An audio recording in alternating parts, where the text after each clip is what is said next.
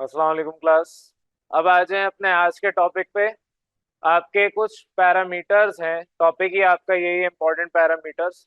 कुछ parameters parameters हम कह सकते हैं कि किसी चीज़ की आप कह लें कि कोई मिकदार या कोई पर्टिकुलर सेट ऑफ ऑब्जेक्टिव्स या कुछ भी इस तरह से पैरामीटर अगर हम बात करें। फॉर एग्जांपल आपके कोई भी शेप है, ट्रायंगल है, रेक्टेंगल है, तो उन तमाम शेप के कोई ना कोई वैल्यूज होती हैं, लेंथ, विड्थ, हाइट वगैरह। ये सारे पैरामीटर्स हैं। उसी तरीके से हम उन पैरामीटर्स को मेजर अगर करेंगे तो वो कौन से पैरामीटर्स अगर हम मेजर करते हैं उनकी क्या इंपॉर्टेंस है, वो आज हमने सारा डिस्कस करना है। चलें वापस आ जाएं। आपके पास बहरहाल कुछ पैरामीटर्स यहाँ पर हम डिस्कस करेंगे इस चैप्टर के अंदर। अब आपके फॉर एग्जांपल कुछ पैरामीटर्स की बात करूं तो हम बात करेंगे कोई भी चीज़, अब वो चाहे लेंथ हो, वेट हो, वेट का मतलब मास हो, या कोई भी इस तरीके से चीज़ हो। अब उसके अंदर तीन आपकी किताब ने डिस्कस करने को कहा है। पहला आपके पास एरर है। एरर का मतलब क्या है? किसी भी चीज़ के अंदर जो डिजायर्ड रिजल्ट है वो ना आए। अब डिजायर्ड रिजल्ट कैसे पता चलेगा?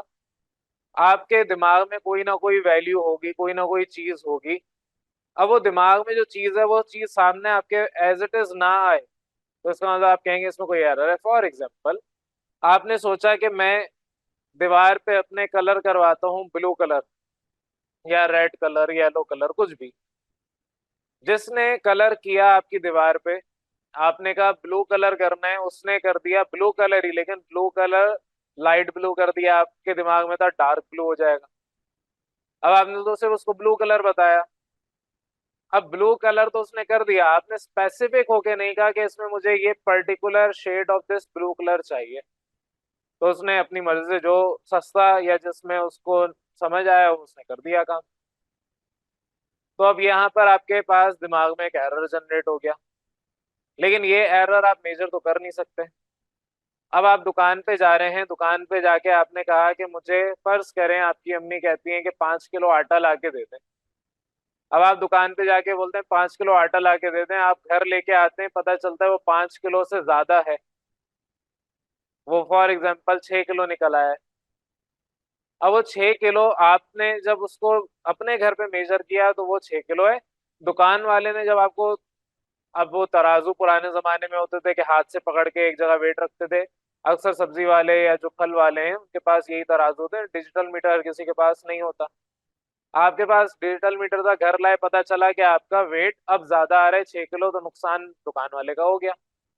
उसने 1 किलो चीज आपको इजाफी दे दी। वजह उसकी क्या हो सकती है? उसके मेजरमेंट इक्विपमेंट के अंदर एरर जनरेट हो सकता है। अगर डिजिटल भी है फॉर एग्जांपल, तब भी तो एरर आ सकता है।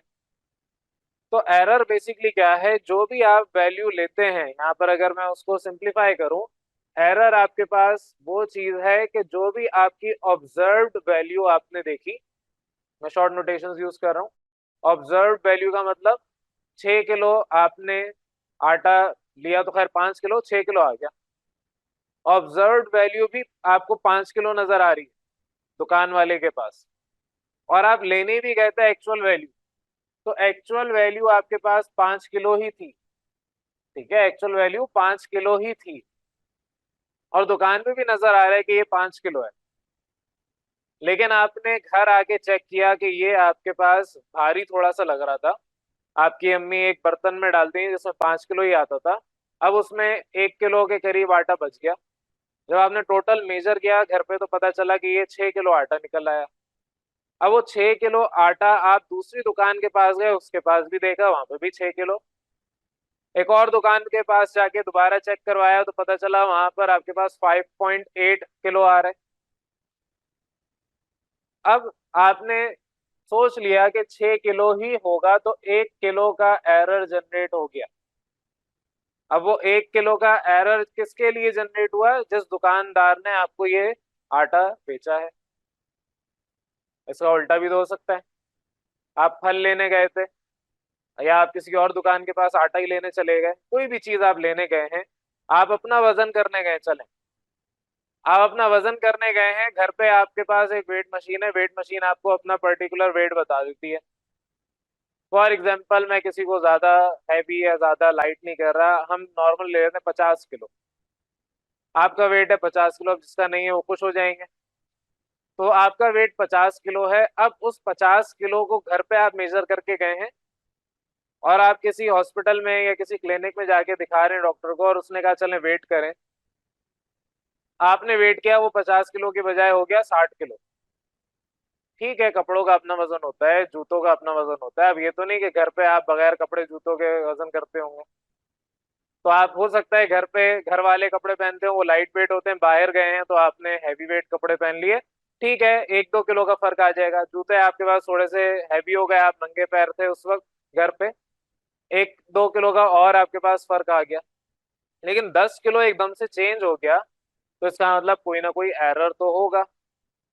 वो जो 10 किलो का फर्क आ रहा है, एक्चुअल वैल्यू आपकी 50 किलो है, जो ऑब्जर्व्ड वैल्यू आ रही है वो अगर आपके पास आ रही है उससे ज्यादा या उससे कम, तो इसका मतलब यहाँ पर एरर आ गया। ठीक है, एक तो चीज है एरर। दूसरी चीज आपको जो सिखानी है वो है एक्यूरेसी।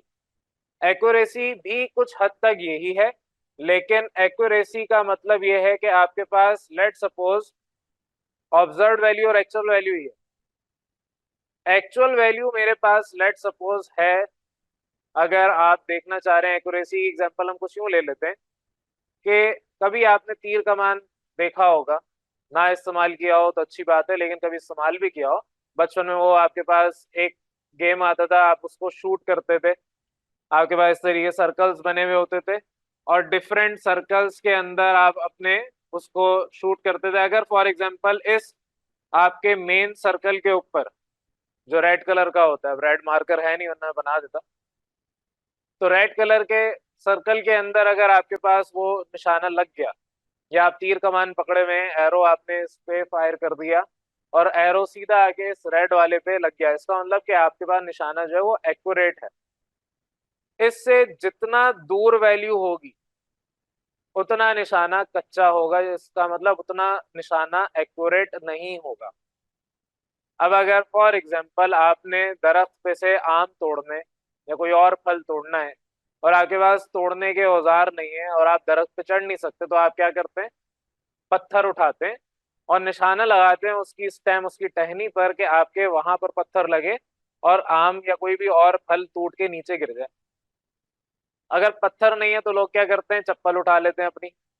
अब अक्सर क्या होता है, गलत निशाने से चप्पल वहीं अटक जाती है, लेकिन जिसका निशाना पक्का होता है उसका निशाना प्रॉपर जाके आम तोड़ के आपको दे देगा, और चप्पल भी वापस आपके पाँव में आ जाएगी।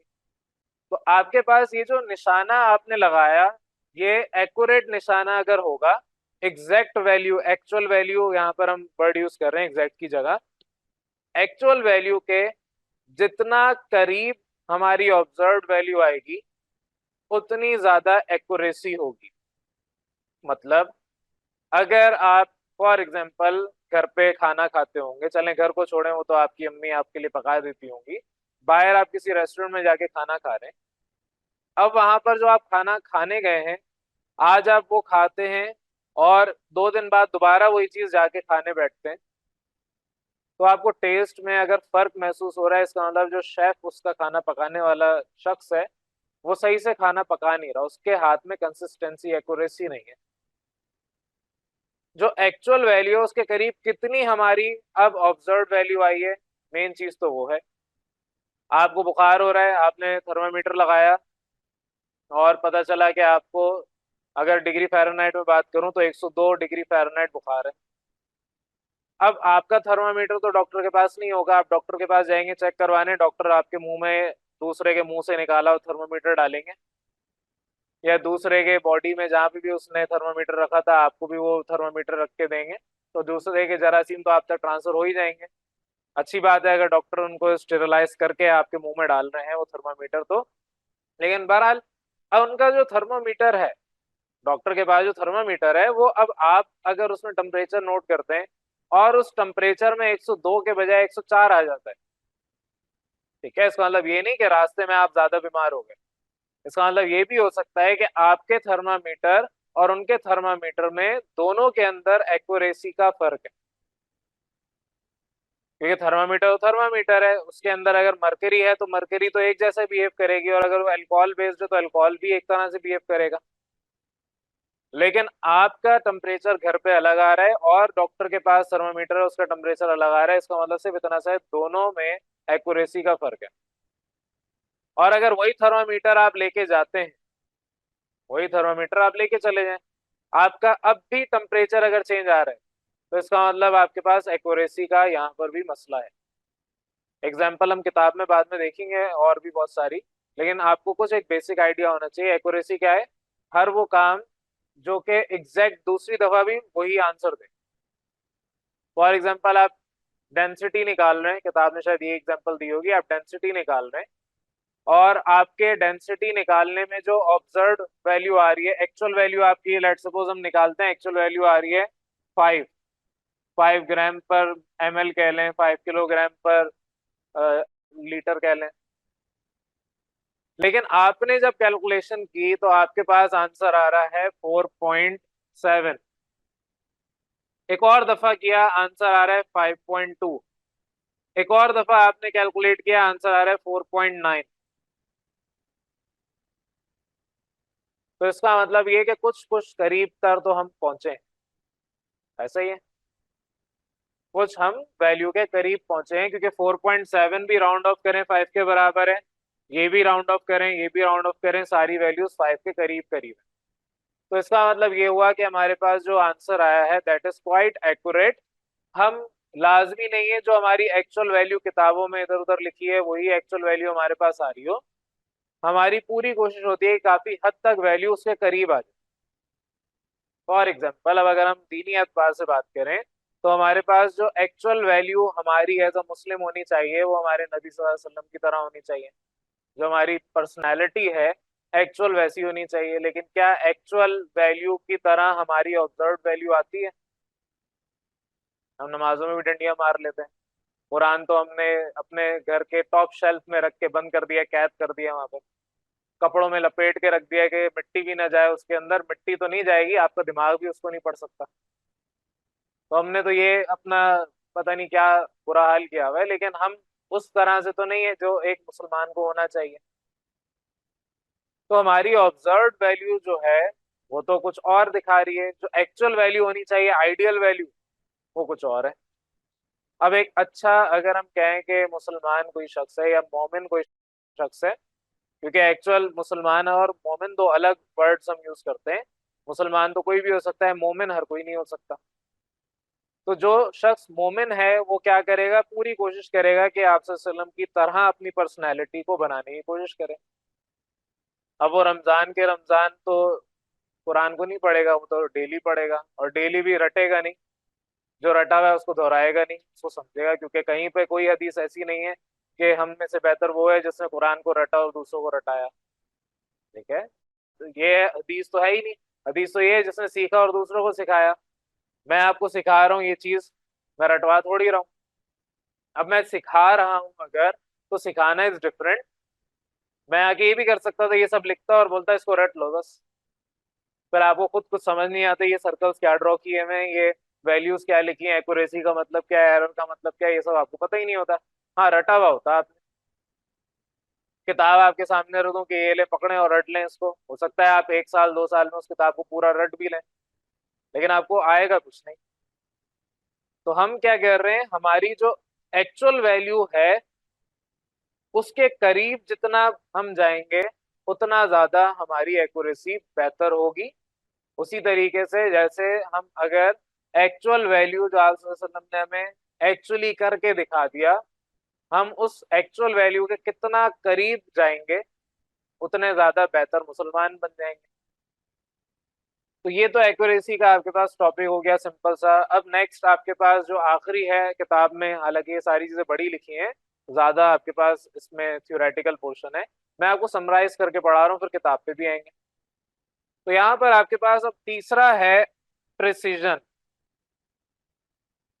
प्रिसीजन स्पेलिंग खुद ही देखते रहें, हो सकता है सही लिखी हो सकता है एक आध कहीं कुछ गलती हो, बहरहाल प्रिसीजन क्या है, कोई वैल्यू कितनी प्रिसाइज हो सकती है।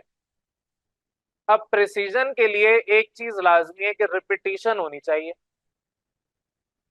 कभी अगर आप फॉर एग्जांपल किचन में काम कर रहे हैं और आपको कोई सब्जी वगैरह कट करनी है तो उसमें प्रिसीजन बहुत मैटर करता है।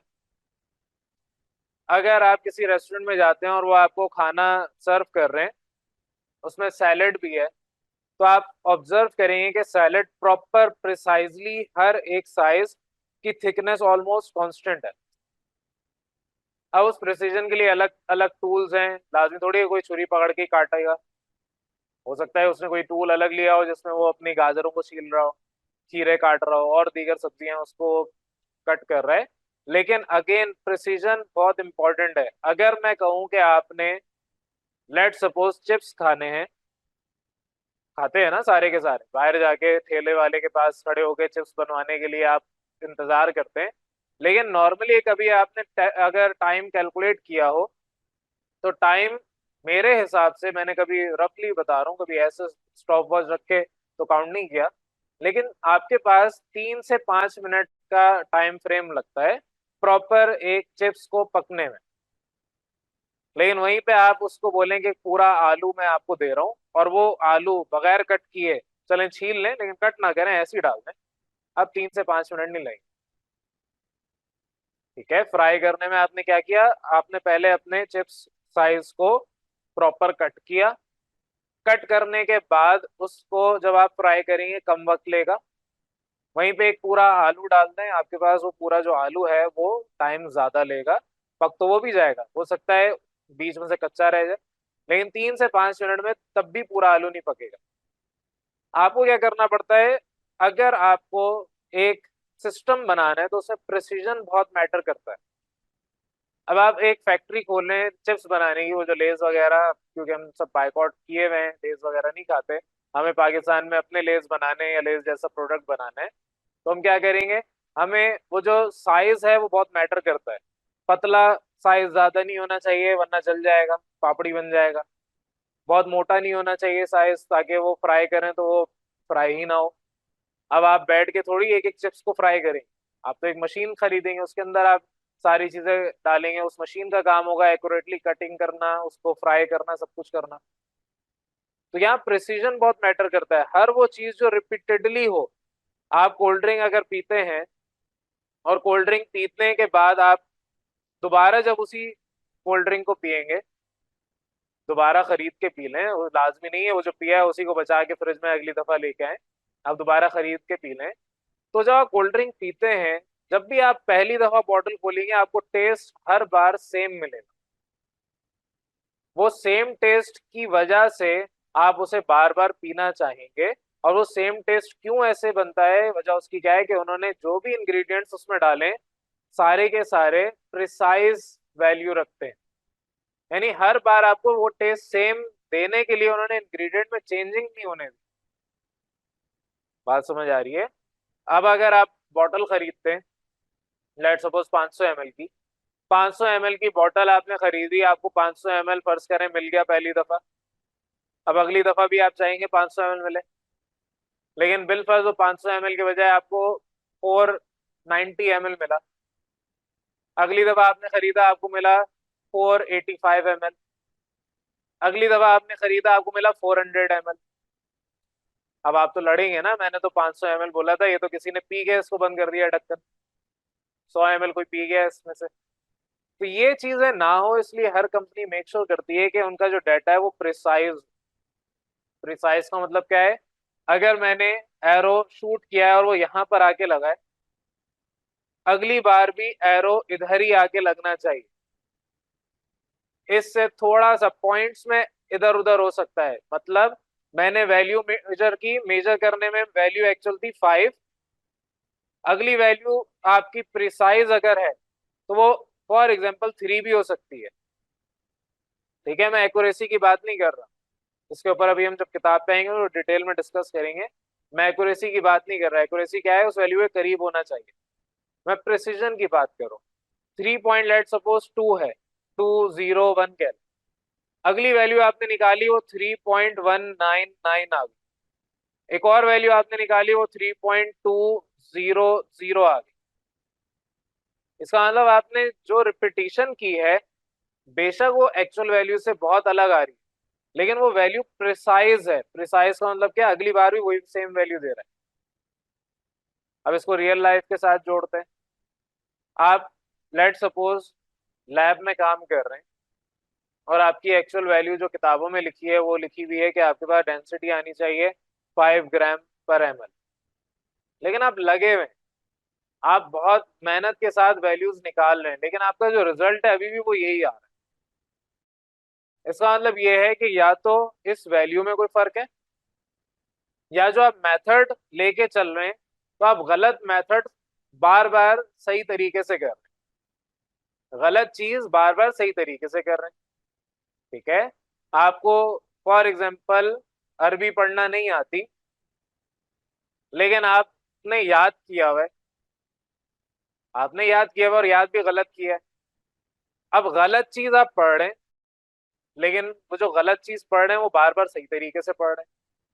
तो थोड़ा समझना हो सकता है कि मुश्किल बात हो जाए, लेकिन यहाँ पर इस चीज को अंडरस्टैंड करें कि आपके पास जो वैल्यू है, अगर उसमें आप कोई गड़बड़ कर रहे हैं, गलती कर रहे हैं, गलती तो हो गई, लेकिन अब बार बार वो गलती रिपीट कर रहे हैं तो बार बार सेम ही रिजल्ट आएगा ना। एक इंसान है जो हर वक्त सीढ़ियां उतरते वक्त गिर जाता है, ठीक है, तो इसका मतलब आप आज गिर गए, 2 दिन बाद फिर गिर गए, एक हफ्ते बाद दोबारा गिर गए। अब बार बार आप सीढ़ियों से गिर रहे हैं, इसमें इसका मतलब क्या है कि कुछ तो गलती की है ना। हो सकता है आपकी चप्पलें खराब हो, वो गलत चप्पल आप बार बार पहन के फिर रहे हैं। हो सकता है कि आपके जो सीढ़ियां हैं उसमें कोई एक आध सीढ़ी टूटी हो, चले वापस आ जाए, कैमरा तो आपका खैर बंद होता ही रहता है। बहरहाल एग्जाम्पल दे रहा था, होपफुली समझ आ गई होगी कि आप सीढ़ियों से क्यों गिर रहे थे। हम बहुत सारे प्रॉब्लम्स को आइडेंटिफाई कर रहे थे कि शायद सीढ़ी टूटी भी होगी, चप्पल खराब होगी, या आपका ध्यान कहीं और होगा, कोई भी रीजन हो सकता है। एक और एग्जांपल लेके फिर आपकी किताब पे आता हूँ कि आपने प्रिसाइज वैल्यू निकालनी है। अब आपकी अम्मी ने आपसे कहा कि जाएं और जाके ये सौदा लेके आना है, और आप गलत सौदा लेके आ गए। लेट सपोज आपको दही लेने भेजा था, आप दूध लेके आ गए। आपको धनिया लेने भेजा था, आप पुदीना लेके आ गए। तो कॉमन प्रॉब्लम्स है हर घर की। तो अब आप गए हैं बाजार और जाके आपकी अम्मी ने दही मंगवाया था, आप दूध लेके आ गए, आपकी अम्मी वापस भेजती हैं, आप फिर जाके दूध खरीद के ले आते हैं।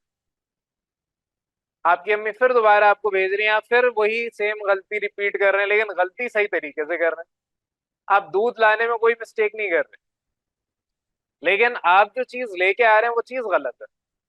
तो आपकी रीडिंग्स जो आ रही हैं वो गलत आ रही हैं, लेकिन रीडिंग्स गलत बेशक आ रही हैं, एक्यूरेट नहीं है, प्रिसाइज जरूर है। ठीक है, आप गलती कर रहे हैं लेकिन गलती बिल्कुल सही तरीके से कर रहे हैं।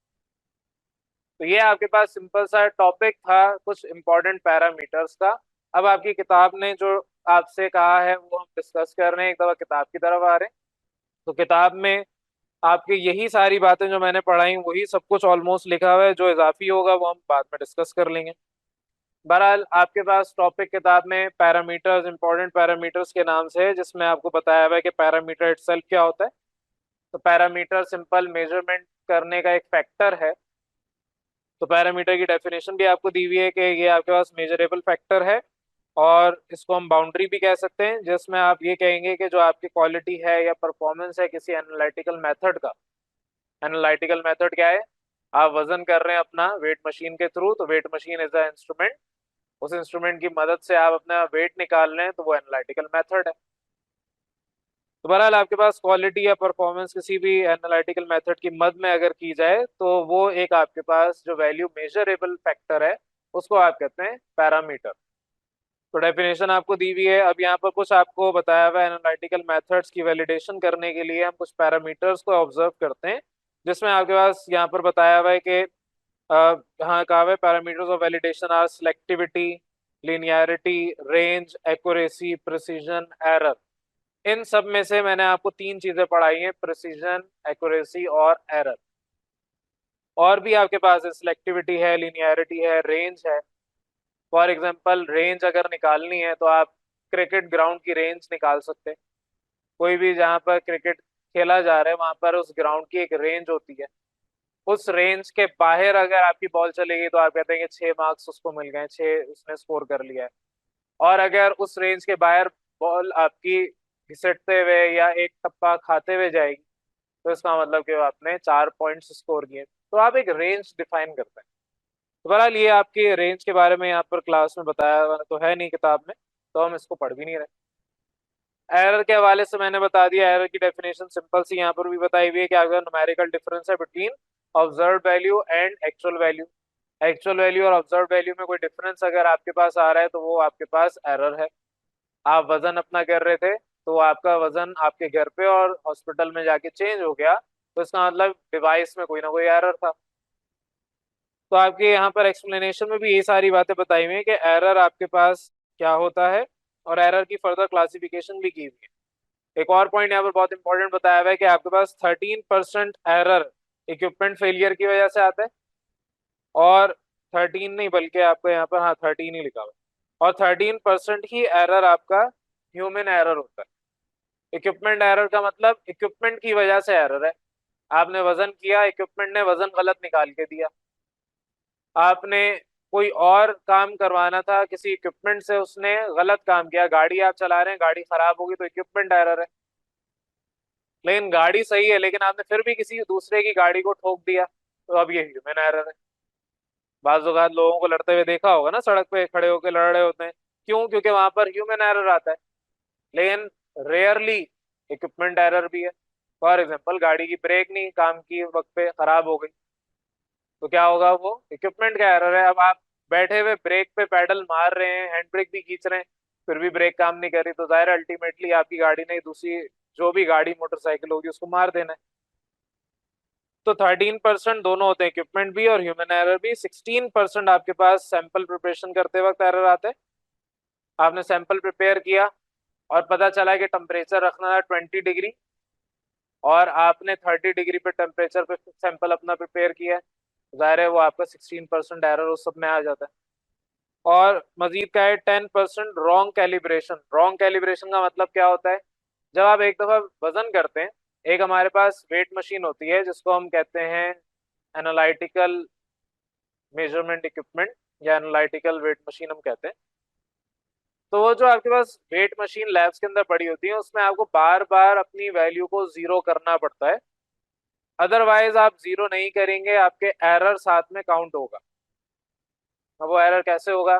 आपने पंखे चलाए हुए थे, तो पंखों की वजह से हवा का फ्लो बढ़ा हुआ था, उस हवा के फ्लो की वजह से एरर जनरेट हो गया पॉइंट्स के अंदर आके। तो ये सारी बातें आपको होपफुली समझ आ जाएंगी आगे चल के, अभी ये सब लिखा हुआ नहीं है। तो अभी परसेंटेजेस के बारे में आपको बताया कौन सी चीज़ के कितने कितने परसेंट एरर होने के चांसेस हैं। तो हमारे पास यहाँ पर इस एरर को हटाने का भी तरीका होता है, वो अगर किताब ने बताया, वेल गुड।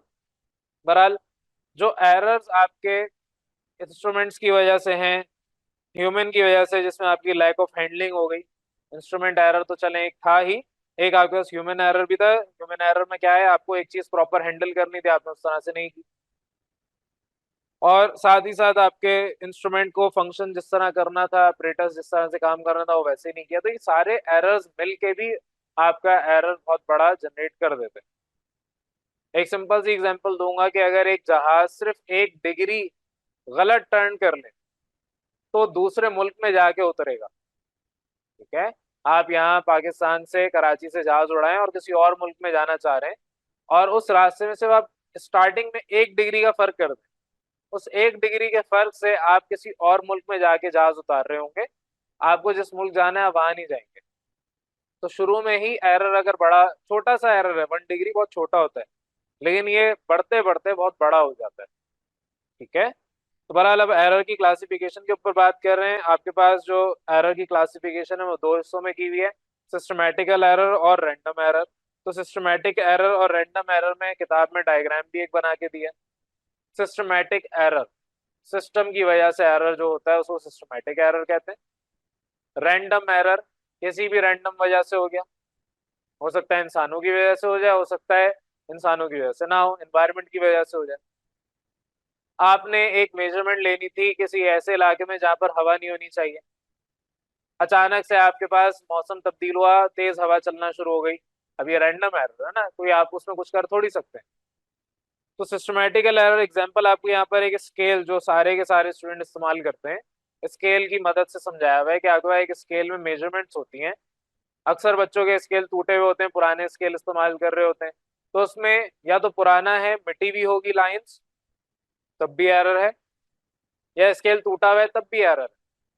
किताब में देखें अब, आपके पास जो वैल्यू यहाँ मेजर करनी थी 20 सेंटीमीटर, और आपने अपने स्केल की मदद से 20 सेंटीमीटर तो मेजर कर ली, लेकिन जो हिस्सा टूटा हुआ था उसको तो जाहिर यूज नहीं कर सकते। तो जो हिस्सा टूटा हुआ था, स्केल तो शो कर रहा है 20, लेकिन एक्चुअल क्या ये वैल्यू 20 नजर आ रही है? मैं आपसे कहूं कि आपके यहां से यहां तक, यहां से यहां तक जो वैल्यू है ये 20 है, क्योंकि स्केल 0 से 20 यहां तक शो कर रहा है। आपके पास जीरो वाली जगह टूटी हुई है, आप मुझे यहां से यहां तक लाइन ड्रॉ करके दे रहे हैं और कह रहे हैं कि स्केल ने कहा था 20 यहाँ पर है, तो ये 20 मैंने यहां से यहां ड्रॉ कर तो दिया। इंस्ट्रूमेंट ऐसे ही काम करता है, इंस्ट्रूमेंट को नहीं पता ये चीज टूट गई है, वो आपको पता है एक चीज टूट गई है, इंस्ट्रूमेंट को पता है कि मेरे पास स्टार्ट वैल्यू ये है, एंड वैल्यू ये है, मुझे एंड वैल्यू यहाँ पर करनी है। स्टार्ट वैल्यू जहां से भी मिलेगी उसको वो 0 मान लेगा, एंड वैल्यू तो 20 है ना। सिस्टम में एरर आ गई।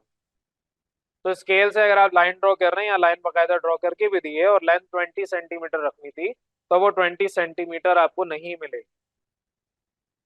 दूसरा, आपको रैंडम एरर के बारे में सेम बताया हुआ है। रैंडम एरर क्या है? अब स्केल के अंदर आपके पास एक लाइन ड्रॉ की, और यहाँ पर आपके पास ये दो पॉइंट्स हैं, ये 25 का है और ये 26 का है।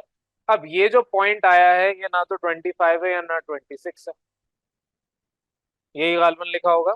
हाँ, ये लिखा हुआ है। तो अब ये जो पॉइंट आया है, ना तो ये 25 है ना ही ये 26 है। अब ये स्केल आपका क्योंकि मेजर नहीं कर सकता इस छोटे से फर्क को, इस छोटे से एरर को, तो इस किस्म के एरर को आप कहते हैं रैंडम एरर। ये किसी की वजह से नहीं है, ये रैंडमली जनरेट हो गया।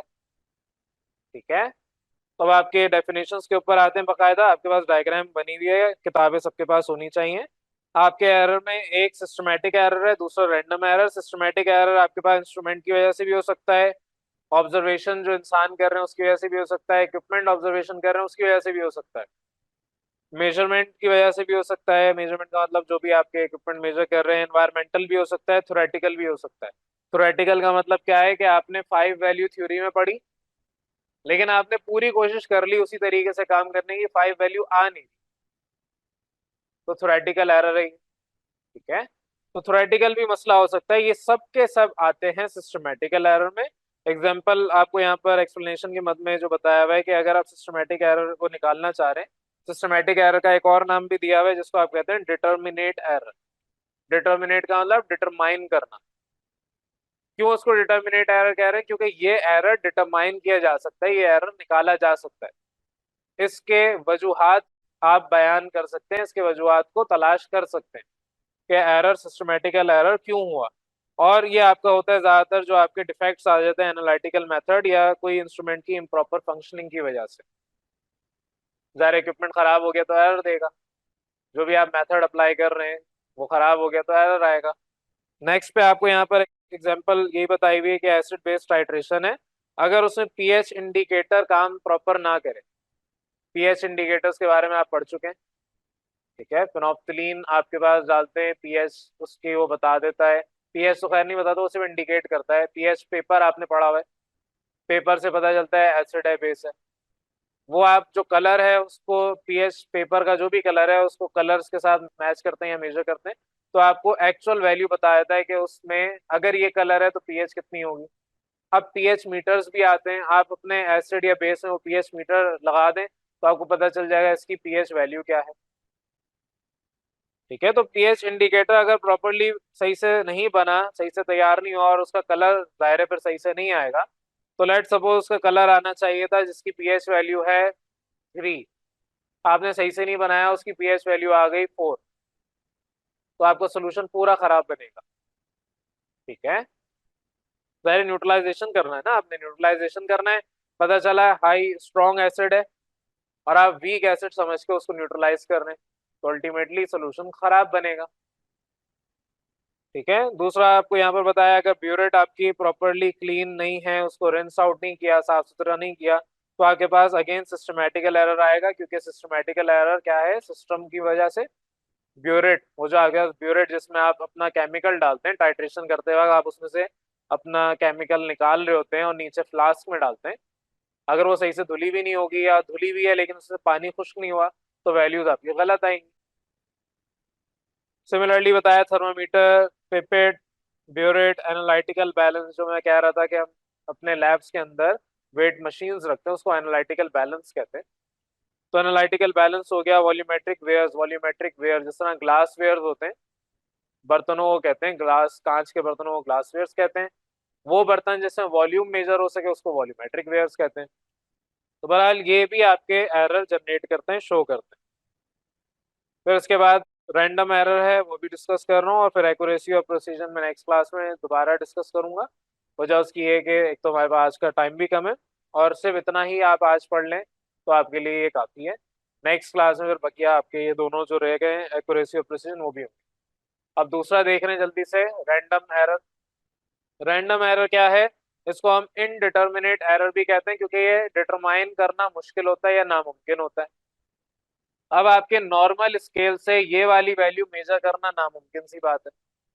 आप ये तो कह सकते हैं ये 25.5 है, मैं ये कह सकता हूँ नहीं ये 25.6 है, कोई तीसरा आएगा बोलेगा नहीं ये 25.58 है। अब कैसे पता चलेगा? तो इसके लिए फिर आपको दूसरे मेथड्स अप्लाई करने पड़ते हैं। इस किस्म के जो रैंडम एरर है वो आपके जो अभी सिस्टम चल रहे हैं उससे तो नहीं मालूम हो सकता, आपको सिस्टम चेंज करना पड़ेगा। ये वाला एरर आपका वर्नियर कैलिपर से रिमूव हो सकता है, ठीक है, लेकिन वर्नियर कैलिपर से लाइन मेजर नहीं होती, वो कोई इक्विपमेंट मेजर होता है। तो बहरहाल और भी इसमें आगे चल के बातें आएंगी, अभी हम किताब पे बात कर रहे हैं। रैंडम एरर को हम इनडिटर्मिनेट एरर भी कहते हैं, और ये आपका मेजॉरिटी जो कॉज होती है वो वेरिएशन ऑफ प्रोसीजर, यानी एक चीज को मेजर करने के बहुत सारे तरीके, तो आपने हर तरीके से काम किया है तो जाहिर है एरर तो जनरेट होगा। जो कारपेंटर है या कोई भी इस तरह का काम जो कर रहे हैं जिनमें मेजरमेंट की जरूरत होती है, वो अपना मेजरिंग टेप हमेशा अपने साथ रखते हैं, वो किसी और का यूज नहीं करते।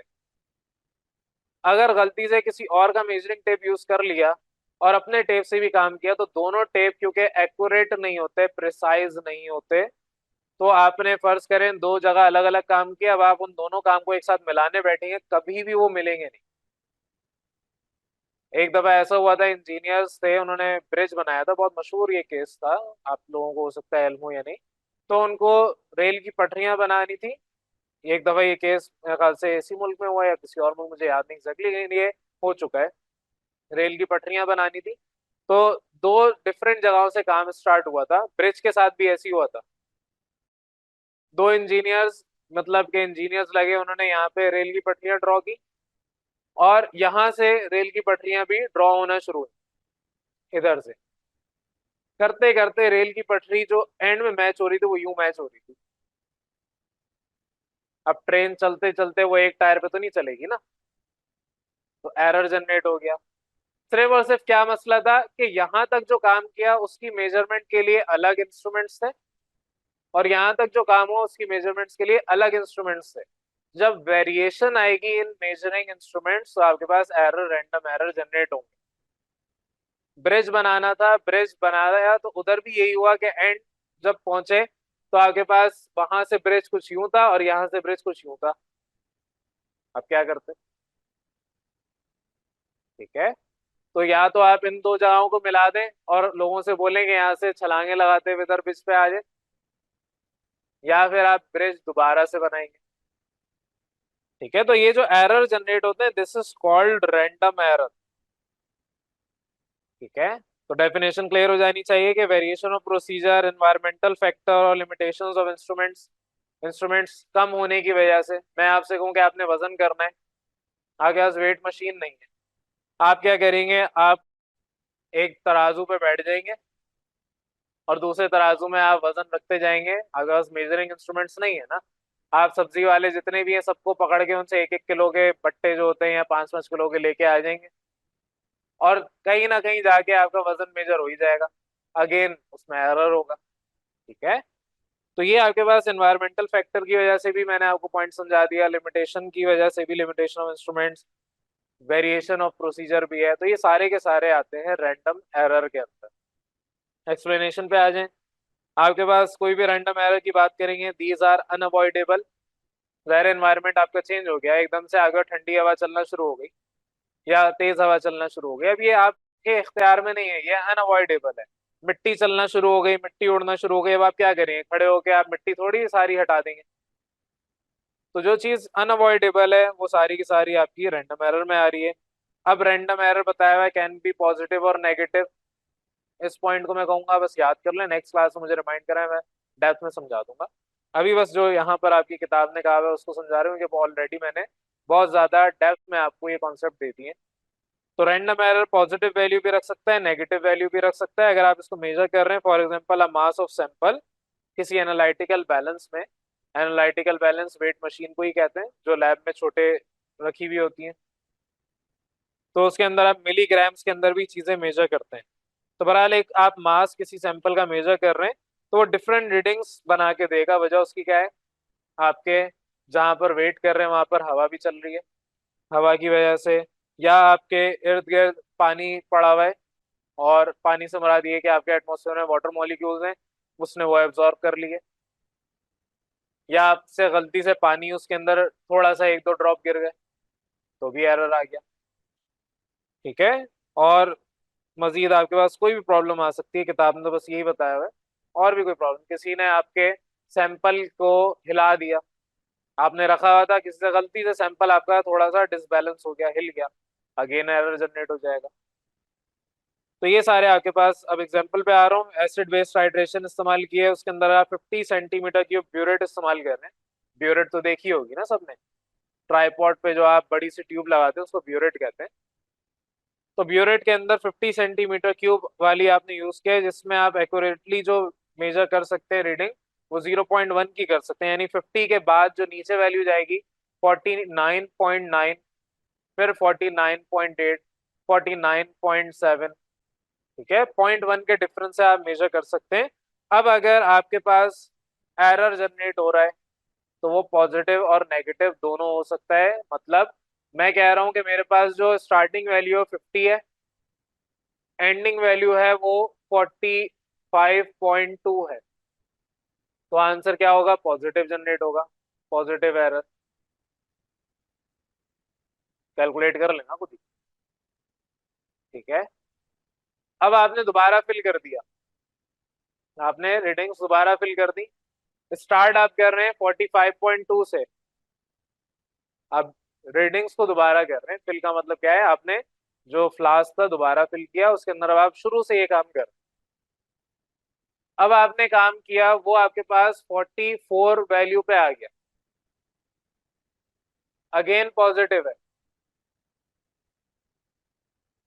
लेकिन इन दोनों के दरमियान जो डिफरेंस है वो नेगेटिव आ जाएगा।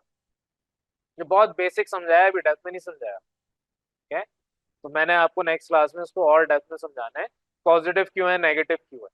अभी सिर्फ इतना सा याद रखें, पॉजिटिव भी हो सकता है, नेगेटिव भी हो सकता है। बहरहाल एग्जांपल आपकी वही दी हुई है कि मे बी पॉजिटिव और नेगेटिव, लेकिन इसको आप एलिमिनेट नहीं कर सकते। बताया हुआ can not be eliminated from experiment due to this reason, हम इसको कहते हैं कि आपके पास इसमें बहुत सारी रीडिंग्स ले लेनी चाहिए। थोड़ा सा आसान समझा देता हूँ, आसान क्या है इसमें। आपने ये वैल्यूज क्यों तीन चार बार ली, तीन चार बार लेने का मकसद ये था कि पहली दफा हो सकता है एरर आ जाए, दूसरी दफा एरर आ जाए, तीसरी बार तो नहीं आएगा ना, चौथी बार तो नहीं आएगा, पहली दफा हो सकता है एरर आ जाए। अगली दफा आप यहाँ पर 44 से स्टार्ट कर रहे हैं और ये वैल्यू आपकी 42.5 पे हो रही है, तो उसका मतलब पहली दफा कोई ना कोई एरर था कि ज्यादा डिफरेंस आ रहा है, अब बाद में डिफरेंसेस कम आ रहे हैं। तो आपने यहाँ पर क्या किया, इनका तीन से चार वैल्यूज को लिया और एवरेज कर दिया। आप लोगों को जब हम टेस्ट का रिजल्ट देते हैं, पूरे महीने में जो स्कोर आपका होता है, एंड में क्या होता है, एवरेज ही हो रहा होता है ना।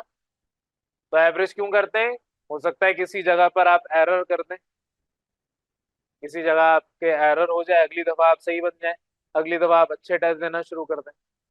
तो हम आपको एक दो टेस्ट की बुनियाद पे तो नहीं जज करेंगे, हम आपको ओवरऑल आपकी परफॉर्मेंस पे बताएंगे कि कैसा आप चल रहे हैं।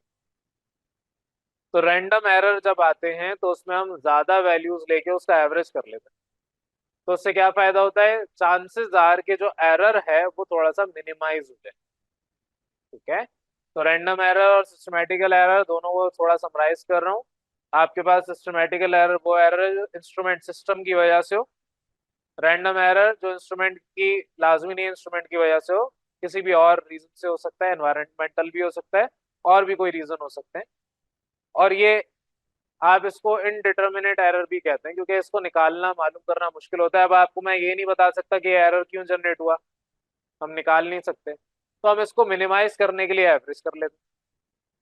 ठीक है, तो मैंने आपको आज पढ़ा तो तीनों टॉपिक्स दिए।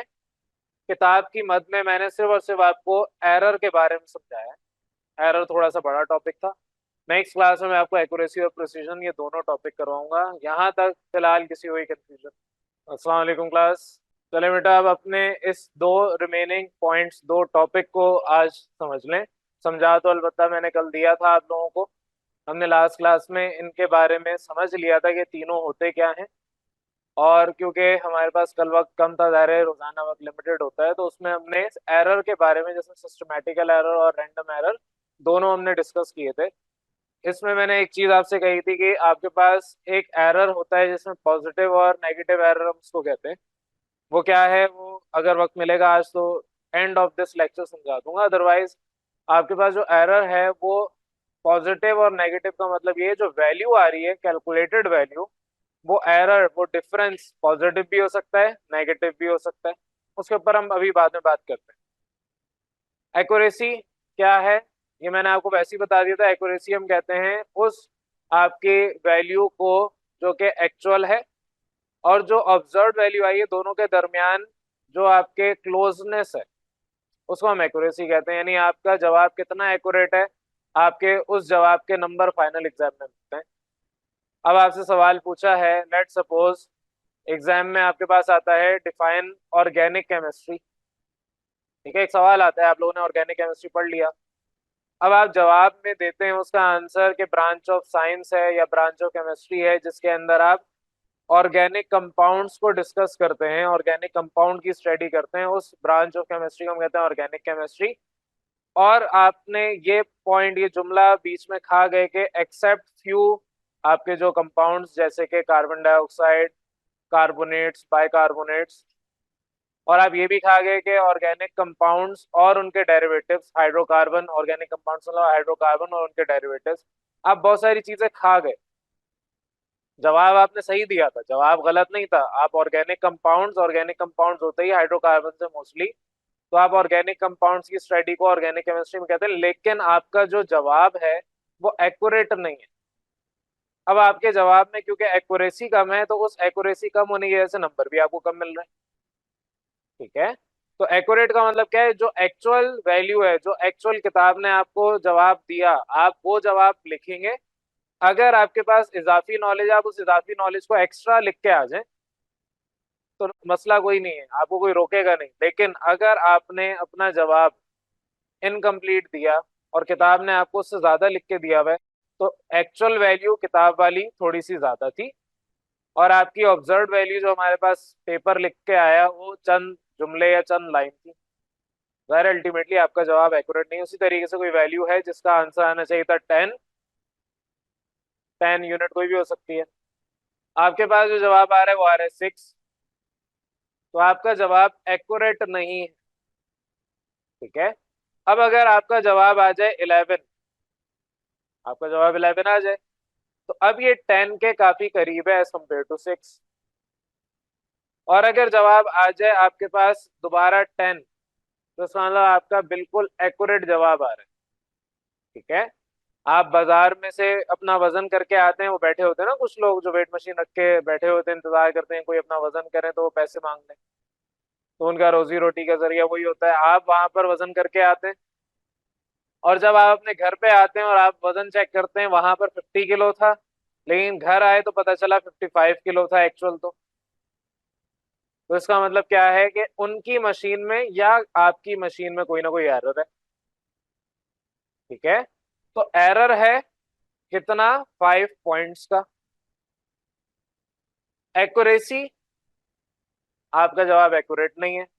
कैसे एक्यूरेट नहीं है? या तो वो मशीन खराब है, अभी हम खराब और सही की बात नहीं कर रहे, अभी हम बात कर रहे हैं आपकी एक्चुअल वैल्यू क्या है, 50 ही है, या आपका एक्चुअल वेट कुछ और भी हो सकता है, लेकिन अभी हम अज्यूम कर रहे हैं कि 50 एक्चुअल वेट है। तो बाहर जिन अंकल के पास से आपने वजन किया था वो आपके पास वजन सही आ रहा है, लेकिन घर पे आए तो आपका आंसर, आपका वजन गलत आ रहा है। इसका मतलब आपका जवाब एक्यूरेट नहीं आया। लेकिन आप बजिद है, नहीं मेरा जवाब एक्यूरेट होना चाहिए क्योंकि मेरा वजन 50 है। आप किसी हॉस्पिटल क्लिनिक में गए, वहां पे आपका 56 किलो आ गया, 1 किलो और बढ़ गया। चले जूते के आपने 1 किलो लगा दिए, हालांकि 1 किलो के जूते वैसे कोई पहनता नहीं है, लेकिन 1 किलो आपने जूते के लगा दिए। आप कह रहे हैं कि मेरा 55 किलो, तो इसका मतलब ये कि घर की मशीन सही थी, घर की मशीन सही थी। आप जो बात कर रहे हैं वो 1 किलो का डिफरेंस जो आया है, आप अपने दिमाग में कोई भी एक्सक्यूज दे सकते हैं, वो जो 1 किलो का डिफरेंस आया है वो है एक्यूरेसी। ठीक है, क्लोज टू योर वेट है। प्रिसीजन क्या होगी? जब आप यही काम 3-4 और हॉस्पिटल जाके करें, किसी हॉस्पिटल जाएंगे वहां पर आ गया 55.2 किलो आएगा, पॉइंट में भी नजर आ रहा है। किसी और क्लिनिक में जाएंगे वहां पर आपके पास 55 पॉइंट, कोई और ले लें 6 ले लें। एक और क्लिनिक में गए आपके पास 54.9 आ गया। ये प्रिसीजन है। प्रिसीजन का मतलब क्या है? जो आपके पास रिपीटेड वैल्यू है उसमें कितनी एक्यूरेसी है। कितनी एक्यूरेसी का मतलब बार बार आपके पास आंसर क्या सेम आ रहा है या नहीं। तो प्रिसीजन आपका ये चीज है। तो बहरहाल हमने ये सारी बातें लास्ट क्लास में समझ ली थी, अब मैं किताब के ऊपर वापस आ रहा हूँ, क्योंकि एक्चुअल हम अभी किताब को देख रहे थे, किताब ने आपसे क्या कहा है। तो आपके पास एक्यूरेसी क्या है उसकी डेफिनेशन किताब ने दी हुई है कि सिंपल एक एनालिटिकल मेथड आपके पास अगर इस्तेमाल किया जा रहा है, किसी भी एनालिटिकल मेथड का मतलब कोई भी इंस्ट्रूमेंट हो सकता है, इवन आपके सेंसेस हो सकते हैं। आपके सेंसेस कितने एक्यूरेट हैं? कुछ लोग नजूमी बन जाते हैं, कहते हैं हमारा सिक्स सेंस बहुत एक्यूरेट है, हम जो सोचते हैं वही हो जाता है, या हमें एक ऊपर से कोई अलार्म होता है, पता नहीं दिमाग में आइडिया ख्याल आता है और हम जो कहते हैं वही हो जाता है। ठीक है, होता होगा। आपके पास कोई ऐसी ताकतें हैं जो कि आम लोगों के पास नहीं है। आप लोग होंगे कुछ ना कुछ खास दूसरी मखलूक आए हुए, तो आप अर्थ में नहीं रहते, आप किसी और मखलूक के होंगे। लेकिन बहरहाल आपके पास जो सेंसेस हैं, एक इंसान है जिसके लिसनिंग पावर बहुत तेज है, बहुत अच्छी है, तो कोई अगर आपस में बात भी कर रहा है तो वो बातें आपको सुनाई दे जाती हैं। लेकिन आपके बराबर में एक आपका दोस्त बैठा हुआ है, उसके कान खराब हो चुके हैं, आप उसको बराबर में भी कुछ बोलेंगे उसको समझ नहीं आएगा, वो आपसे अजीबोगरीब फिर दोबारा सवाल करेगा। अक्सर होता है ना, आपकी अम्मी आपको बुलाती रहती हैं, आपके कानों में आवाज भी नहीं जाती, फिर आपकी अम्मी आपको चीख के बुलाती हैं और आप कहते हैं कि अभी तो आपने आवाज दी है, आपके कान खराब है। तो सेंसेस भी खराब हो सकते हैं। ठीक है, सेंसेस भी एक्यूरेट नहीं होते। कुछ लोगों को स्मेल तेज आती है, कुछ लोगों को स्मेल तेज नहीं आती। अब आप परफ्यूम की बोतल खाली कर रहे हैं, कुछ लोग ऐसे हैं जिनको 1 या 2 स्प्रे से ही अच्छी खासी स्मेल आ रही है। ठीक है, तो एक्यूरेसी का मतलब क्या है कि आपके पास जो एक्चुअल वैल्यू कितना क्लोज ऑब्जर्व वैल्यू आ रही है। तो एनालिटिकल मेथड कोई भी हो सकता है, सेंसस भी हो सकते हैं, कोई इंस्ट्रूमेंट भी हो सकता है, कुछ भी हो सकता है। तो जो एक्यूरेसी है किसी भी एनालिटिकल मेथड की, that is simply closeness of observed value to the true value, वही जो आपको मैंने बताया, डेफिनेशन भी वही लिखी हुई है। ठीक है, अब एग्जाम्पल किताब ने जो दी है उसके ऊपर बात कर रहे हैं कि आपके पास अगर किसी सैंपल का वेट आपके पास आया है 2.5 मिलीग्राम्स, और आपका जो actual weight of that substance है दैट इज 10 मिलीग्राम। यहाँ पे मैंने 10 जो कहा था, चलें उसी को ले लें। आपने एक सैंपल तैयार किया, उसका एक्चुअल वेट आपको पता है 10 मिलीग्राम है, आप बाजार से लेके आए, उसने आपको 10 मिलीग्राम्स या 10 ग्राम्स, जो भी आपकी यूनिट का रखने का दिल चाहे, लेकिन सैंपल की जब हम बात करते हैं तो ग्राम्स में नहीं होता, मिलीग्राम्स में मोस्टली होता है। तो 10 मिलीग्राम्स आप लेके आए, और अब आपने उसको जब वेट मशीन पे रखा तो वेट मशीन उसका वजन कर रही है 2.5 मिलीग्राम। कुछ ऐसे भी सब्सटेंसेज हैं, जैसे अभी हम रिसर्च कर रहे होते हैं, तो उसके अंदर ऐसे ऐसे सब्सटेंसेज आते हैं जिनकी वर्थ लाखों रुपए, सिर्फ 50 ग्राम मंगाना है कई लाखों का, 1.5-2 लाख, 5 लाख, इतने महंगे वो केमिकल्स आते हैं। तो 10 मिलीग्राम अगर फर्ज करें किसी ने लिया और 50,000 का आया, और वो वेट करने पे आ गया 2.5 मिलीग्राम, तो जाके लड़ेगा दुकान वाले से। लेकिन लड़ने से पहले उसको क्या करना चाहिए, पहले चेक करना चाहिए कि उसकी जो मशीन है क्या वो एक्यूरेट आंसर दे रही है या नहीं दे रही। तो 10 मिलीग्राम्स का जो आपके पास एक्चुअल वैल्यू थी उसको अगर आप ऑब्जर्व कर रहे हैं 2.5 मिलीग्राम, तो इसका मतलब आपका जो जवाब है वो एक्यूरेट नहीं है। एक्यूरेट कब होता है, जब 10 मिलीग्राम लेके आए हैं तो आपके पास 9.9 मिलीग्राम या 10.1 मिलीग्राम हो गया, तो आप खुश हो जाएंगे, थोड़ा सा आपने कम पैसे देके 0.1 मिलीग्राम ज्यादा खरीद लिया। अगर आप किसी ज्वेलरी स्टोर पे जाएं तो वो मिलीग्राम्स में बहुत प्रिसीजन के साथ काम करते हैं। यानी कि अगर आपके पास वैल्यू आ रही है 10.001, तो 10.002 नहीं जाने देंगे। ठीक है? क्यों? क्योंकि आपके पास गोल्ड या डायमंड या इस तरह के जो जेम्स हैं, इस तरह के नोबल मेटल्स हैं, बहुत महंगे होते हैं। तो वहां पर हमें एक्यूरेसी प्रिसीजन दोनों चाहिए। तो बहरहाल एक और यहाँ पर एग्जांपल दी हुई है कि आपके पास, अच्छा उसी को कंटिन्यू पहले कर लेते हैं कि एक्यूरेसी आपके पास सबसे ज्यादा मुश्किल पैरामीटर है निकालने के लिए, क्योंकि एक्यूरेसी अगर आपके पास खराब हो गई किसी चीज की तो आपको पता नहीं चलता। मशीन आपकी खराब हो गई तो आपको पता चलेगा जब दो तीन आप सदमे खा चुके होंगे। एक आपके पास इंसान जो गोल्ड की ज्वेलरी बना के बेच रहा है, उसे पता नहीं चल रहा कि मेरी मशीन खराब हो गई है। वो फर्ज करें 100 ग्राम गोल्ड का कोई आइटम बना के देता है, और पता चला कि वो 100 ग्राम के बजाय 200 ग्राम का आइटम बार बार बना के दिए जा रहा है और पैसे 100 ग्राम के लिए जा रहे हैं। जाहिर है अल्टीमेटली उसको नुकसान हो रहा है 100 ग्राम का। वो जो नुकसान हो रहा है वो कब पता चलेगा, जब वो रैंडमली किसी और इंस्ट्रूमेंट में या तो वेट करे, या कोई अल्लाह का बंदा आके उसको बता दे कि भाई आप 100 ग्राम मुझे ज्यादा दे रहे हो। अदरवाइज वो बार बार 100 ग्राम अपना ज्यादा देता रहेगा। तो ये आपको पता नहीं चलता है, आपके इंस्ट्रूमेंट खराब हो जाते हैं। तो आपके बहरहाल एक्यूरेसी बहुत मुश्किल है निकालना। और मजीद आपको यहाँ आगे जो पैराग्राफ लिखा है ये आप खुद पढ़ सकते हैं, मेरा नहीं ख्याल मुझे ट्रांसलेट करने की जरूरत है। वही सारी बातें जो आपको मैंने बताया वो यहाँ पर लिखी गई। एग्जाम्पल जो है उसके ऊपर बात कर रहे हैं दूसरी। आपसे कहा है कि एक और एग्जाम्पल के तौर पे डेंसिटी ऑफ कॉपर अगर हम लेते हैं, उसकी एक्चुअल वैल्यू जो ट्रू वैल्यू है वो 8.99 ग्राम्स पर मिलीलीटर है। ठीक है, 8.99 ग्राम्स पर एमएल, ये आपकी एक्चुअल वैल्यू है। एक्चुअल वैल्यू को बोलें या ट्रू वैल्यू बोलें की बात है। किसकी? Density of copper. तो डेंसिटी ऑफ कॉपर अगर आप उसको दोबारा खुद से मेजर कर रहे हैं और आंसर आपके पास आ रहा है एक 10, दूसरा 8, तीसरा 9.3, मैं एग्जैक्ट किताब वाली एग्जांपल आपसे डिस्कस कर रहा हूँ। तो ये तीन का हम अगर एवरेज लें तो आंसर आ रहा है 9.1 ग्राम्स पर एमएल। अब मुझे यहाँ पर एवरेज कैसे लेते हैं ये बताने की जरूरत नहीं पेश आनी चाहिए। मैथ अच्छा खासा आपको आता है, पढ़ चुके हैं 9 मैट्रिक दोनों, तो आपको एक एवरेज लेना तीन वैल्यू का आना चाहिए। तो अब आपकी जो ऑब्जर्व वैल्यू है वो 9.1 ग्राम्स पर एमएल आ रही है, डेंसिटी ऑफ कॉपर। और जो आपकी दूसरी वैल्यू है, एक्चुअल वैल्यू ट्रू वैल्यू आ रही है 8.99 ग्राम्स पर एमएल। तो इसका मतलब क्या है कि आपके पास जो आंसर आया है ये काफी हद तक क्लोज है। 8.99 अप्रोक्सीमेटली 9 ml होता है, 9 ग्राम्स पर एमएल। और सिमिलरली 9.1 भी अप्रोक्सीमेटली 9 ग्राम्स पर एमएल होता है। काफी हद तक आंसर आपका एक्यूरेट है। ठीक है? एक्यूरेसी क्या है?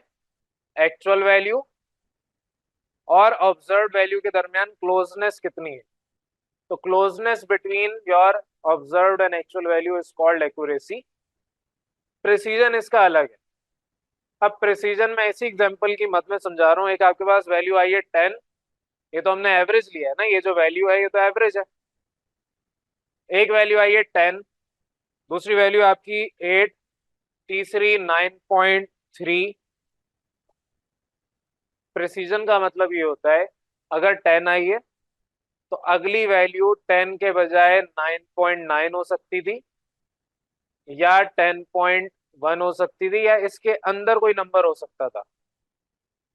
ठीक है? 10 अगर वैल्यू, तो 10 ही आंसर आना चाहिए, दैट इज प्रिसीजन। आप अगर फर्ज करें कि आप टायर गाड़ी का बदल रहे हैं, तो उसमें प्रिसीजन चाहिए या नहीं चाहिए? प्रिसीजन का मतलब जहां पर उसके नट टाइट होने, टायर उन्हीं नट के अंदर जाना चाहिए ना। आप बोले नहीं मैं उन नट के अंदर नहीं डालूंगा, आंखें बंद करके टायर चेंज करूंगा, और नट के अंदर टायर नहीं जा रहा, एक नट बस लग गया, बाकी सारे नट आपने नहीं उसके बंद किए, ऐसे अव्वल तो होगा नहीं, डिजाइन ऐसा किया हुआ है। लेकिन फर्ज करते हैं कि सिर्फ एक नट लग गया, तो आपकी गाड़ी चल नहीं सकती एक नट के भरोसे पर। ठीक है।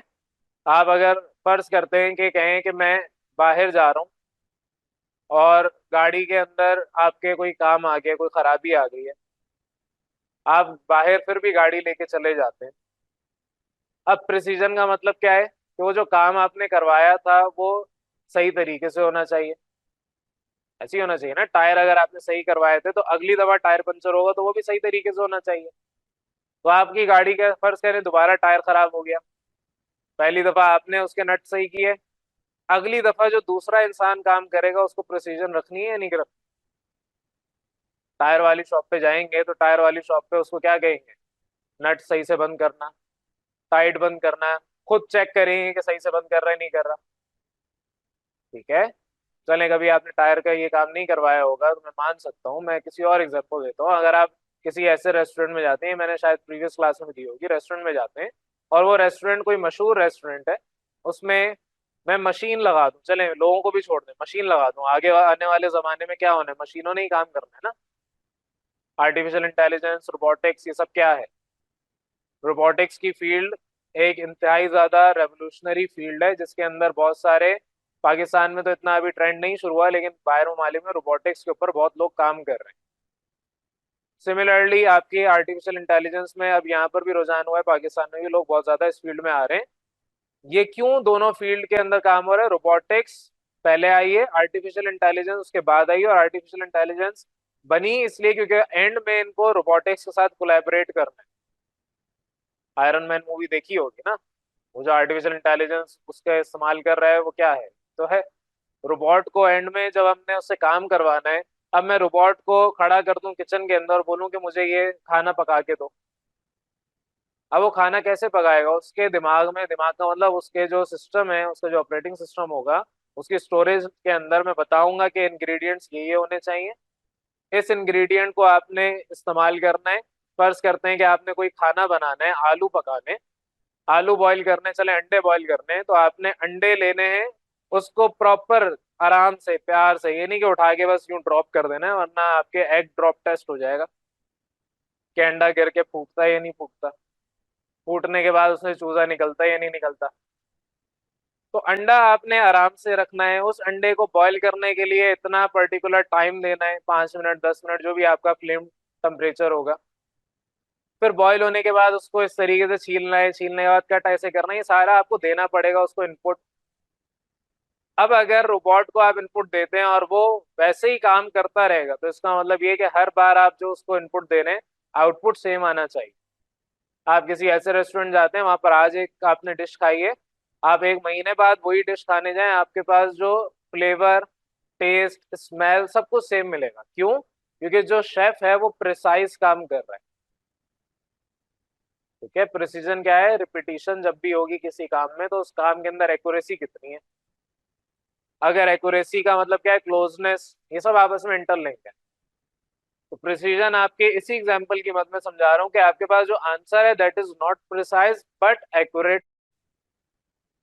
अभी जो एग्जांपल हमने डिस्कस की है डेंसिटी ऑफ कॉपर की, the answer is accurate but not precise. Clear है ये? तो आपके पास लाजमी नहीं है अगर एक्यूरेसी हो तो प्रिसीजन भी हो। आप आज छुरी से कोई सब्जी काटते हैं और आपके घर में तारीफ हो जाती है कि आप बहुत अच्छी सब्जियां काटते हैं, अगली दफा आपको दोबारा वही काम करने को दिया जाता है और आप बहुत बुरी सब्जियां काटते हैं, इसका मतलब आपके इत्तेफाक से ये काम हो गया था। आपके हाथ में एक्यूरेसी तो हो सकती है, सब्जियां काट रहे हैं, उंगलियां नहीं काट रहे, तो एक्यूरेसी तो हो सकती है लेकिन प्रिसीजन नहीं। नेक्स्ट पे आ रहा हूँ प्रिसीजन किताब के हवाले से, क्योंकि आपके यहाँ पर किताब में जो पॉइंट्स हैं वो मुझे पढ़ाने हैं, बाकी सारी चीजें हम कल की क्लास में कवर कर चुके हैं। प्रिसीजन की डेफिनेशन बता चुका हूँ कि हम क्या कहते हैं, degree of agreement between replicate measurement. Replicate का मतलब रिपीटेड मेजरमेंट, तो रिपीटेड मेजरमेंट बोले रेप्लिकेट एक ही बात है। तो जो आप चीज रेप्लिकेट कर रहे हैं किसी भी मेथड में, किसी भी आप ऑब्जर्वेशन में, तो उसके अंदर जो रेप्लिकेशन हो रही है ऑफ द सेम क्वांटिटी उसको कहते हैं प्रिसीजन। क्लियर है? मैं सिर्फ और सिर्फ आपकी किताब में उर्दू तर्जुमा करके बता रहा हूँ कि इसमें ये लिखा क्या है, हालांकि ये सारी बातें आपको समझ आनी चाहिए। अव्वल तो मुझे ये भी नहीं करना चाहिए, मुझे आके सिर्फ टॉपिक पढ़ा देना चाहिए, टॉपिक पढ़ाने के बाद अब आप किताब खुद पढ़ें। लेकिन कुछ हमारे कॉम में ऐसे बच्चे हैं जिनको पका पकाया हलवा चाहिए, तो उनको एक एक लाइन पढ़ के बतानी पड़ती है क्या है। बुरी बात नहीं है, हो सकता है वो बच्चे आपसे ज्यादा आगे निकल जाए, माइट बी पॉसिबल। बहरहाल डेफिनेशन क्लियर हो जानी चाहिए आपके पास। सिंपल ये रेप्लिकेट करने को कहते हैं। अब रेप्लिकेट कितने अच्छे से करते हैं? आपकी आवाज में जाहिर एक्यूरेसी है, हर बार एक ही तरह की आवाज निकलती है, प्रिसीजन भी है, हर बार वही आवाज निकलेगी जो नॉर्मल निकलती है। लेकिन आप जो काम कर रहे हैं, जो आप टेस्ट दे रहे हैं, अभी आप जाहिर है कोई काम तो ऐसा कर नहीं रहे, आप पेपर देते हैं, आपके पेपर में एक्यूरेसी हो सकता है हो, लेकिन प्रिसीजन नहीं होगी। क्यों? क्योंकि आप जो लिख रहे हैं हर बार रटा हुआ थोड़ी लिखेंगे। लेकिन कुछ बच्चे ऐसे जो लिखते भी हर बार वही हैं, उन्होंने रटा इतना पक्का होता है कि हर बार वही लिख के आ रहे होते हैं। तो आपके पास आंसर एक्यूरेट हो सकता है but not precise, answer precise हो सकता है but not accurate, answer precise भी हो सकता है, एक्यूरेट भी हो सकता है, लेकिन आंसर एक्यूरेट नहीं भी हो सकता, प्रिसाइज नहीं भी हो सकता। अब इसकी एग्जांपल आपकी किताब ने यहाँ पर दी हुई है कि मेरे पास अगर, पहले तो हम ये कुछ अगर इसके अलावा बताई हुई बातें वो देख लेते हैं, फिर मैं आपकी एग्जांपल पे आ रहा हूँ। तो कोई भी आप रिजल्ट निकालते हैं उसमें अगर एग्जैक्ट वैल्यू आती है तो आप उसको प्रिसीजन कहते हैं। ये सारी बातें लिखी हैं, आप खुद पढ़ेंगे, मैं डायरेक्ट एग्जांपल पे आ रहा हूँ। आपसे कहा हुआ है कि चार स्टूडेंट्स हैं, वो कोई ना कोई एक्सपेरिमेंट परफॉर्म कर रहे हैं जिसमें आप डेंसिटी ऑफ एल्यूमिनियम निकाल रहे हैं। डेंसिटी ऑफ एल्यूमिनियम आपके पास 2.7 ग्राम्स पर ml है, और उन्होंने कुछ ये डाटा इकट्ठा किया एक्सपेरिमेंट करते हुए। कुछ का आंसर प्रिसाइज आया, कुछ का एक्यूरेट आया। तो इस तरीके से आपको एक यहाँ पर टेबल बना के दिया हुआ है। तो जो स्टूडेंट वन है, स्टूडेंट 1 2 3 4, ये चार स्टूडेंट्स हैं। पहले स्टूडेंट ने क्या किया, जो डाटा लिया उसके अंदर 2.924, ये टेबल खुद देखते जाए, मैं आपको सिर्फ बता रहा हूँ समराइज करके, आगे आपने उसको साथ साथ खुद देखना है। तो जो पहला स्टूडेंट है उसने 2.9 वैल्यू अगर गौर करें तो 2.9 सब जगह एक जैसी आ रही है, सिर्फ 2.9 के आगे जो वैल्यू 24 23 25 26 ये चेंज है। 2.92 तक सेम है, आगे के नंबर्स तीसरा डिजिट चेंज है। तो इसका मतलब क्या है कि ये आपके पास प्रिसीजन से काम ले रहा है, प्रिसाइज वैल्यू दे रहा है। लेकिन क्या एल्यूमिनियम के आपकी डेंसिटी जो कि 2.7 है, क्या इसकी 2.7 आ रही है? नहीं आ रही ना। तो इसका मतलब इसका जो जवाब है दैट इज नॉट एक्यूरेट। अगर इसकी एक्यूरेसी 2.7 है, एल्यूमिनियम की एक्यूरेसी कह रहा हूँ, डेंसिटी, अगर डेंसिटी ऑफ एल्यूमिनियम 2.7 ग्राम्स पर ml है, तो इसका जवाब भी 2.7 के करीब आना चाहिए। 2.9 आ रहा है। तो वही मिसाल मैंने जो लास्ट क्लास में समझाई थी कि बच्चा काम तो कर रहा है, गलत कर रहा है, लेकिन बार बार सही तरीके से कर रहा है, गलती बार बार सही तरीके से दोहरा रहा है। ठीक है। तो 2.9 वैल्यू पहली दफा आई, ठीक है, गलत काम कर लिया होगा, अगली बार सही कर लेगा, लेकिन अगली बार भी गलत किया है, लेकिन पिछले वाले गलत तरीके से ही किया है, और चार बार इसने सही तरीके से गलत तरीका अप्लाई किया। ठीक है। अब कुछ बच्चों का दिमाग यहाँ पर आगे घूम जाएगा कि क्या सही और गलत कह रहे हैं। तो एक सिंपल सी कोट मैं हमेशा बच्चों को कहता हूँ कि बेटा ज्यादा दिमाग इस्तेमाल नहीं करते, जहनी मरीज बन जाते हैं। तो अगर आपका जहन इतना कामयाब तरीके से इस चीज को नहीं समझ पा रहा, तो इतना जहन इस्तेमाल ना करें। ठीक है। जो यहाँ पर लिखा है बस उतना ही समझ लें, उतना ही पढ़ लें, काफी है। पेपर के पॉइंट ऑफ व्यू से बात पूरी हो रही है, अदरवाइज इसको एक्स्ट्रा समझना है वो इन बातों पे गौर फिक्र कर ले जो मैंने कही। सेकंड स्टूडेंट पे बात करते हैं। इसका जो जवाब आ रहा है 2.3 2.5 2.9 2.1, तो ये सारे ही जवाब एक दूसरे बिल्कुल मुख्तलिफ आ रहे हैं, और जो भी जवाब आ रहे हैं ये इनमें से कोई भी 2.7 एक भी नहीं है। तो इसका मतलब क्या है कि इसका जवाब ना तो एक्यूरेट है ना ही प्रिसाइज है। ठीक है, पहली दफा इसने गलती कर ली, दूसरी दफा गलत नहीं करता, दूसरी दफा सही कर लेता। दूसरी दफा चले गलती भी की, तो उस गलती में भी तो वो आंसर वही लाता ना जो पहली दफा लेके आया। तो इसने टोटल ही गलत काम किया है चारों दफा। थर्ड स्टूडेंट में बात कर रहा हूँ, इसका आंसर आया 2.649 2.7 2.69 2.74। तो 2.7 एक्चुअल वैल्यू है, और इनको अगर राउंड ऑफ करें तो आपके पास अभी भी 2.7 के करीब वैल्यू आ रही है। और सारे के सारे आंसर्स लेकिन मुख्तलिफ हैं, 2.6 2.7 2.6 2.7 आ रहे हैं। तो ये एक्यूरेट तो आंसर आ रहे, एवरेज ले लें इसका 2.7 के करीब आएगा, एक्यूरेट तो आंसर आ रहे हैं, लेकिन प्रिसाइज नहीं है। प्रिसाइज क्यों नहीं है? अगले वाली एग्जांपल को देखें, चौथे स्टूडेंट ने जो काम किया। आपके पास 2.701, 2.699, 2.702, 2.698, ये जो वैल्यूज हैं इनके दरमियान में डिफरेंसेस बहुत कम है। थर्ड और फोर्थ स्टूडेंट के दरमियान कंपटीशन थोड़ा सा भी चैलेंजिंग है, टफ है। हम थर्ड स्टूडेंट को देखते हुए कह रहे हैं कि इसकी एक्यूरेसी तो सही है, एक्यूरेट तो आंसर आ रहा है, लेकिन प्रिसीजन सही नहीं। फोर्थ स्टूडेंट की एक्यूरेट आंसर भी आ रहा है, 2.7 वैल्यू एक्चुअल है, उसके करीब करीब वैल्यू आ रही है, और प्रिसाइज वैल्यू भी है। हर बार जो आंसर निकाला है वो दूसरे या पहले वाले से बिल्कुल मिलता जुलता आंसर है। तो चौथा जो स्टूडेंट है उसका काम एक्यूरेट भी है और प्रिसाइज भी है। तो मैंने शुरू में आपसे कहा था कि आपके पास कुछ कंडीशंस होती हैं जिसमें आपका आंसर एक्यूरेट भी होता है, प्रिसाइज भी होता है। एक्यूरेट होता है लेकिन प्रिसाइज नहीं होता, प्रिसाइज होता है लेकिन एक्यूरेट नहीं होता, और चौथा नालायक इंसान होता है, ना तो प्रिसाइज ना एक्यूरेट, वो किसी काबिल नहीं होता। तो उसको दोबारा से पढ़ने की जरूरत होती है, दोबारा से एक्सपेरिमेंट करने की जरूरत होती है। बहरहाल ये सारी कुछ एग्जांपल आपको इन टॉपिक के रेलेवेंट किताब ने दी थी, तो मैंने आपको ये सारी एग्जांपल्स भी क्लास में डिस्कस करवा ली। आगे टेस्ट योर सेल्फ है, खुद इसके हवाले से आपने पढ़ना है। मेरी जिम्मेदारी थी टॉपिक पढ़ाना, टेस्ट योर सेल्फ लिखा हुआ है, योर सेल्फ, ठीक है। टेस्ट टीचर के लिए नहीं है, टेस्ट स्टूडेंट के लिए। तो ये आपकी जिम्मेदारी है, आपने पढ़ना है। तो यहाँ पर मैं आपकी क्लास को आज स्टॉप कर रहा हूँ। नेक्स्ट फिर आपके कुछ क्लासिकल मेथड्स हैं, वो सारे मेथड हम नेक्स्ट क्लास में डिस्कस करेंगे। यहाँ तक इन पॉइंट्स में किसी हुई कंफ्यूजन तो बेटा डिस्कस कर लें। बेटा आपका एक पॉइंट रह गया, मैंने कहा था मैं क्लास के एंड में पढ़ाऊंगा, वो मैं खुद भूल गया था। आपका पॉजिटिव और नेगेटिव एरर के बारे में मैंने कहा था। पॉजिटिव एरर होता है, एक नेगेटिव एरर होता है। मैं इतनी डिटेल में तो अभी आपको समझाने बैठाऊंगा तो आपको समझ ही नहीं आएगा। हम बिल्कुल सतही लेवल पे समझते हैं पॉजिटिव और नेगेटिव एरर होता क्या है।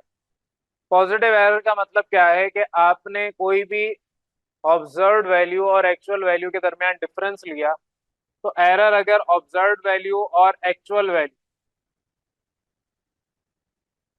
वैल्यू अगर बड़ी है, लेट्स सपोज ऑब्जर्व्ड वैल्यू मेरे पास आ रही है 5, एक्चुअल वैल्यू होनी चाहिए थी, चले 9 ले लेते हैं, तो ये आंसर -4 आएगा। मतलब क्या होगा? ये तो मैंने आपको सिंपल मैथमेटिकली बता दिया कि इसको नेगेटिव एरर कहेंगे। आपने बाजार से सामान लिया, वेट मशीन का जो जीरो वाला कांटा होता है, एनालॉग मशीन जो होती है, तो डिजिटल होती है, एक एनालॉग होती है। एनालॉग में पॉइंटर्स होते हैं, उसका कांटा जीरो से पीछे था। आपने बाजार से 10 किलो आटा लिया, ठीक है, एक्चुअल वैल्यू ये थी। आप घर पे लेके आए, घर पे आपका जो कांटा था वो पीछे था। अब वो आंसर आपको दे रहा है, फर्ज करें 6 किलो। 10 किलो का आटा आपने बोरी खरीदी या जो भी आप लेके आए जिसपे, अब वो आंसर आपके पास आ रहा है घर के वेट मशीन पे 6 किलो। तो डिफरेंस आया -4 किलोग्राम्स का। तो इसका मतलब क्या है कि आपके पास एरर जो जनरेट हुआ दैट इज नेगेटिव एरर। इसी को उल्टा कर लें, आप बाजार से लेके आए 10 किलो का आटा, या 10 किलो कोई और चीज, आलू लेके आ गए, प्याज लेके आ गए, कोई और सब्जी लेके आ गए, ठीक है, अक्सर यही कॉमन घर में चीजें ज्यादा आ रही होती हैं। अब आपने घर पे दोबारा मेजर किया, आंसर आ रहा है 15 किलो। आप खुश हो गए घर पे आके कि 5 किलो उसने बिला वजह इजाफी दे दिए, पैसे तो 10 किलो के लिए। लेकिन जैसे ही आपने वजन हटाया तो उसका जो पॉइंटर था वो जीरो से आगे था, ठीक है, जीरो से आगे था, यानी पहले से ही मशीन 5 किलो पे सेट थी। तो हो सकता है कोई भूत खड़ा हुआ होगा उसके ऊपर, 5 किलो वजन रखता होगा, आपने उस बेचारे के ऊपर 10 किलो और डाल के उसको पिचका दिया, हो सकता है, माइट बी पॉसिबल।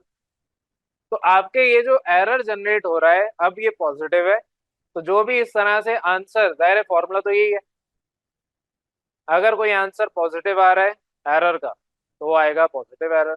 अगर कोई आंसर आ रहा है नेगेटिव तो उसको हम कहेंगे नेगेटिव एरर। सतही लेवल पे बस ये आप याद रख लें, काफी आगे तक, आगे की क्लासेस तक आपको यही कॉन्सेप्ट रहेगा, लेकिन पॉजिटिव और नेगेटिव एरर सिर्फ इतना सा नहीं है, ठीक है। तो ये आपके पास एक टॉपिक रहता था छोटा सा, वो मैंने आपसे क्लियरली डिस्कस होपफुली कर लिया।